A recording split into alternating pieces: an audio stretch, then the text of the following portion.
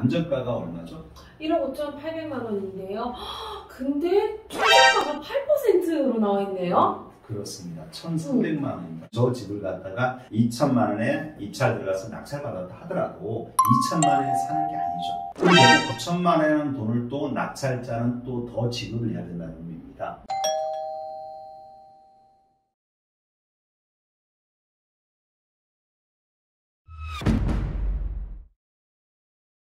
안녕하십니까.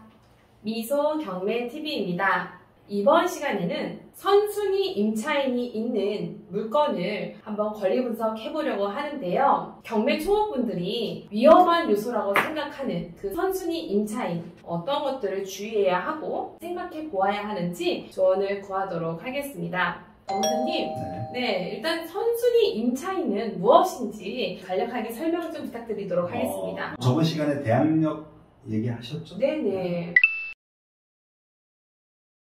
결국 그러니까 대항력을 갖춘 시점이 말소 기준 권리보다 위에 있는 권리자를 갖다가 선순위 권리자라 말하는 거고요. 특히나 그 중에 임차인을 갖다가 선순위 임차인이라고 얘기하는 겁니다. 그래서 선순위 임차인에 대한 권리 분석은 상당히 주의 깊게 배우셔야 될 겁니다. 네. 왜냐하면 잘못 분석하게 된다 그러면은 그 임차인이 갖고 있는 보증금을 저희가 또 안게 되는 사태가 발생이 되는 겁니다. 사건을 가지고 한번 보여드리면서 설명을 해드리겠습니다. 이 사건 같은 경우에는 이미 낙찰이 된 사건입니다. 우리 안산에 있는 와동에 있는 빌라입니다. 감정가가 얼마죠? 1억 5,800만 원인데요.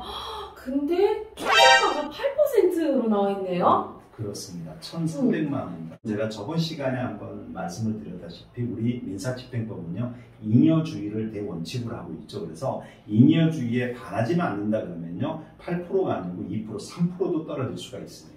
그러면 경매를 신청한 사람이 가져갈 돈이 있다면 그러면 계속 그냥 유찰이 되는 끝까지 가는 거군요. 네. 그럼 이 사례도 마찬가지로 끝까지 간 사례라고 볼 수 있겠군요. 그렇습니다. 그래서 결국 낙찰가가 지금 현재 1,500만 원에 지금 현재 10%의 낙찰받는 거죠. 왜 그럼 저렇게 1억 5천짜리가 1,500만 원이 낙찰됐을까요? 분석을 필요가 있는 거죠. 첫 번째, 등기부 먼저 권리 분석해라 그랬죠? 네. 자, 먼저 등기부 한번 권리 분석을 해보겠습니다. 등기부를 딱 보니까 뭐밖에 없죠? 강제 경매 개시결정 등기 하나밖에 없습니다. 네. 그럼 결국은 강제 경매 개시결정 그 등기 자체가 말소기준 권리가 되는 겁니다. 네. 그럼 말소기준 권리가 된다는 것은 등기부상에서 저 경매 개시결정 등기는 말소가 되기 때문에 하자는 하나도 없는 거죠. 그럼 두 번째 이제 제가 분석하라는 게 뭘 분석하라고 그랬죠? 임차인을 좀 이제 조사해봐야 되죠. 점유자가 누구냐에 따라서 네. 분석이 달라진다고 그랬죠. 자, 점유자를 보니까 누가 점유하고 있습니까? 채무자가 소유자가 아니죠. 네. 결국 임차인이 점유하고 있다고 보시면 되는 겁니다. 임차인 네. 두 사람으로 현황은 나타나 있죠. 네네네. 그래서 지금 현재 박모 씨라는 사람이 원래 이제 전입되어 있는 사람 얘기하는 거고요. 네. 지금 여기 밑에 있는 거는 아마 한국주택보증공사일 겁니다.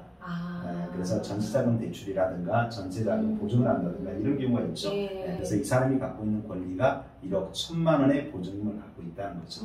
그러면 임차인의 권리 분석할 때 제일 중요한 건 뭐라고 했죠, 저희가? 대항력을 갖췄는지 아닌지. 맞습니다. 네. 그래서 임차인의 대항력을 언제 구비했는지를 먼저 조사하셔야 됩니다. 네. 이번에 먼저 전입일자를 봐볼까요? 전입일자가 언제죠? 2019년 11월 14일. 네. 점유를 이때 했다고 보고요. 네. 그럼 결국 이 사람의 대항력은 언제 발생되는 거죠? 그 다음날 0시니까요. 2019년 11월 15일 0시. 맞습니다. 15일 0시에 네. 이 사람들의 대항력은 발생이 되고 있고요. 그럼 결국은 말소 기준 권리보다 위에 있죠? 아래에 있어요? 날짜가 2020년 1월 14일 날 강제경매가 성립이 됐으니까 그러면은 선순위 임차인이라고 할 수 있겠네요. 맞습니다. 그럼 네. 선순위 임차인이니까 인수되는 권리가 된다는 얘기죠. 네. 그래서 인수되는 권리가 된다는 얘기는 두 가지로 여러분들이 해석하시면 됩니다. 첫 번째는 저기 임차인은요, 이제 임대차 계약상에 갖고 있는 존속기간이 있겠죠. 네. 그 존속기간도 낙찰자한테 인수가 된다는 의미예요. 입찰 받았다고 나가라 할 수 없다라는 그렇죠. 뜻이군요. 네. 네. 또 하나는 그 임차인이 갖고 있는 보증금도 인수가 된다는 겁니다. 그래서 선순위 임차인에 대한 권리 분석이 중요하다고 볼 수 있습니다. 그래서 선순위 임차인들이 경매 절차에서 내 돈 달라고 법원에다가 배당 요구를 했는지가 상당히 중요하죠. 그럼 이 사례 같은 경우는 배당 요구를 했는지 봐야 되는 겁니다. 안 한 걸로 표시가 되어 있는데요. 여기에는 지금 안 한 걸로 표시가 되어 있죠. 근데 좀 더 구체적으로 보려면요. 법원에서 제공한 자료 중에 제일 중요한 자료 중에 하나가 물건 명세서입니다. 네. 내각 물건 명세서 한번 클릭을 한번 해보겠습니다. 여기 최선순위 설정 일자라고 법원에서 기록되어 있죠. 네. 소위 이게 바로 말소 기준 권리란 용어입니다. 2020년 1월 14일자 경매 개시 결정 등기가 결국 말소 기준 권리가 되는 거고요. 주택공사에서 배당 요구 했나요, 안 했나요? 표시가 안 되어 있으면 안 한 거죠. 예, 네. 배당 요구를 안 했습니다. 배당 요구를 안 했다는 얘기는요, 더 살겠다는 의미죠. 그래서 1억 1천만 원이라는 돈은 나중에 요 계약이 만료된 시점에 나중에 내가 낙찰자한테 받아야겠다는 의사표시라고 보시면 될 겁니다. 네. 그렇기 때문에 계속 유찰이 되었고 입찰 금액이 저 정도로 떨어졌군요. 그렇죠. 그럼 여기 낙찰받은 사람은 저 집을 갖다가 1,500만 원에 샀다고 본 게 아니죠. 그럼 1,500만 원 플러스 보증금까지 1억 2,500. 그래서 만일 1억 2,500원에 매수할 가치가 있다 그러면 저분은 잔금을 냈을 거고요. 근데 만일 저 집이 1억 2,500에 가치가 없다 그러면 아마 결국 130만 원 정도의 입찰 보증금이 포기할 수도 있는 경우입니다. 그렇다면 선순위 임차인이 있는 물건이어도 보증금과 낙찰가 계산을 해서 네. 가치 분석을 하게 된다면 또 도전해 볼 만도 할 수 있겠네요. 그렇다고 볼 수 있습니다. 네. 그래서 선순위 임차인이 존재할지라도 그 임차인이 전액 배당으로 소멸이 된다 그러면은 피할 권리는 아니죠. 그래서 한번 임차에 도전해 볼 만할 수도 있는데요. 가급적 처음 경매 접하신 분들은 선순위 임차인이 존재하는 물건은 좀 더 공부하신 다음에 도전해 보는 게 조금 좋다고 볼 수 있습니다. 그렇다면 사례 하나만 좀 더 보여주셨으면 좋겠는데요. 현재 이렇게 진행되고 있는 사건들 중에서는 뭔가 좀 사례가 없을까요? 한번 그 사례를 제가 한번 찾아봤습니다. 그래서 한번 현재 진행되고 있는 물건 한번 제가 보여드리겠습니다. 여기 안산에 있는 물건입니다. 빌라고요. 현재 감정가가 1억 2,100인데 결국 17%까지 떨어진 최저가가 2천만 원이 나옵니다. 등기를 딱 보니까 이건 어떻게 돼 있죠? 근저당권이 말소 기준 권리가 되는 것 같고요. 그다음 그 아래 강제 경매 개시 결정 등기가 또 있네요. 그렇죠. 그럼 결국 이 근저당권자가 소위 말소 기준 권리가 되는 겁니다. 그럼 임차인 현황 보니까 결국은 임차인이 점유하고 네. 있죠. 맹모 씨가 점유하고 있는데 이분이 지금 강제 경매를 신청한 사건이 되겠죠. 아, 그러네요. 네, 그렇습니다. 그럼 결국은 임차인이 보증금을 갖다가 임대인으로부터 돌려받지 못하다 보니까 네. 그 보증금을 반환받기 위해서 강제로 회수하기 위해서 자기가 점유하고 있는 목적물을 결국 소송을 통해서 경매까지 진행되고 있다 이렇게 보시면 됩니다.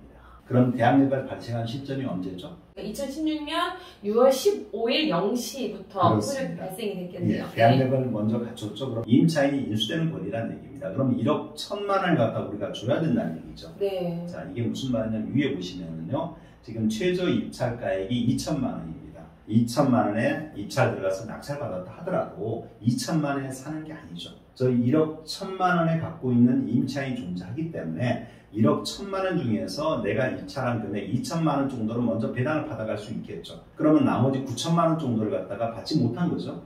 그럼 결국 9천만 원이라는 돈을 또 낙찰자는 또 더 지급을 해야 된다는 의미입니다. 결국은 1억 1천 이상의 지급되는 결과가 나오는 겁니다.